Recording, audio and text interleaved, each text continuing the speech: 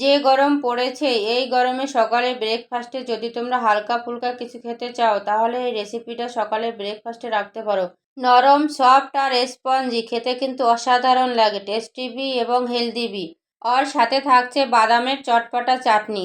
তো রেসিপিটা বানানোর জন্য আমাদের প্রথমে লাগবে সুজি। আমি এখানে 1.5 কাপ সুজি নিয়ে নিয়েছি। ওই কাপেরই 1.5 কাপ নিয়ে নেব টক দই। যতটা সুজি নেবে ততটাই কিন্তু টক দই দিতে হবে, মাপটা কিন্তু সমান সমান রাখতে হবে। এর মধ্যে দিয়ে দিয়েছি 1 কাপের মতন জল। স্বাদ অনুসারে দিয়ে দেব লবণ। কালারের জন্য দিয়ে দিয়েছি 1 চিমটি হলুদের গুঁড়া। আমি এখানে হলুদের গুঁড়া দিয়েছি, তোমরা চাইলে ফুড কালারও দিতে পারো।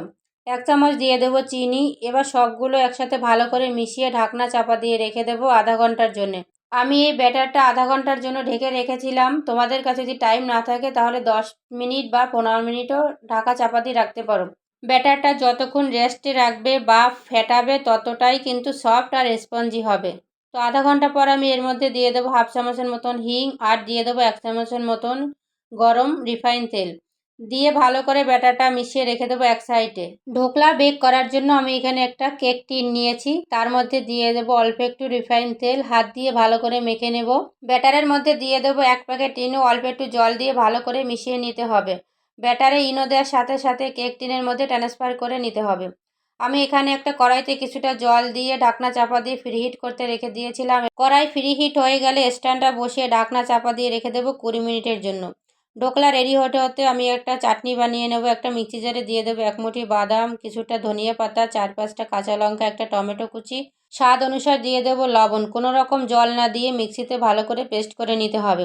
এদিকে 20 মিনিট হয়ে গেছে। এবার ঢাকনাটা খুলে দেখবো ঢোকলাটা রেডি হয়েছে কিনা। একটা চাকু মাঝখানে ঢুকিয়ে দিয়ে দেখবো চাকুটা পরিষ্কার বেরোলে বুঝবে ঢোকলা রেডি হয়ে গেছে। দেখো বন্ধুরা, চাকুটা সাফ বেরোয়েছে, তার মানে ঢোকলা রেডি হয়ে গেছে। এবার গ্যাসের আঁচটা বন্ধ করে ঢাকনা চাপা দিয়ে রেখে দেবো ঠান্ডা হওয়ার জন্য। ততক্ষণে চাটনিতে একটা তড়কা লাগিয়ে নেব। তড়কা প্যানে দিয়ে দেবো কিছুটা রিফাইন তেল, 1 চামচ দিয়ে দেবো কালো সরিষা, কিছুটা কারি পাতা দিয়ে চাটনির মধ্যে দিয়ে দেবো। রেডি হয়ে গেল আমাদের চটপটা ঢোকলার চাটনি। এবার ঢোকলাটা ঠান্ডা হয়ে গেছে, একটা থালায় নামিয়ে নেব। ঢোকলায় তড়কা দেওয়ার জন্য একটা কড়াইতে দিয়ে দেবো কিছুটা রিফাইন তেল, 1 চামচ দিয়ে দেবো কালো সরিষা, কিছুটা কারি পাতা, 4-5টা কাঁচা লঙ্কা চেরা দিয়ে ভেজে নামিয়ে দিয়ে দেবো ঢোকলার উপর।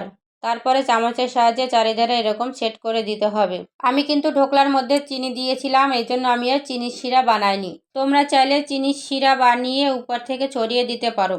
এবার ঢোকলাগুলো যে কোনো পছন্দ অনুযায়ী শেপে কেটে নিতে হবে। দেখো বন্ধুরা কতটা সফট আর স্পঞ্জি হয়েছে, খেতে কিন্তু অসাধারণ লাগে। আমি এই ঢোকলাগুলো সুজি দিয়ে করেছি, তোমরা চাইলে বেসন বা চালের গুঁড়ো দিয়েও করতে পারো। চাটনির সাথে জাস্ট অসাধারণ লাগে, বাচ্চাদের টিফিনেও দিতে পারো।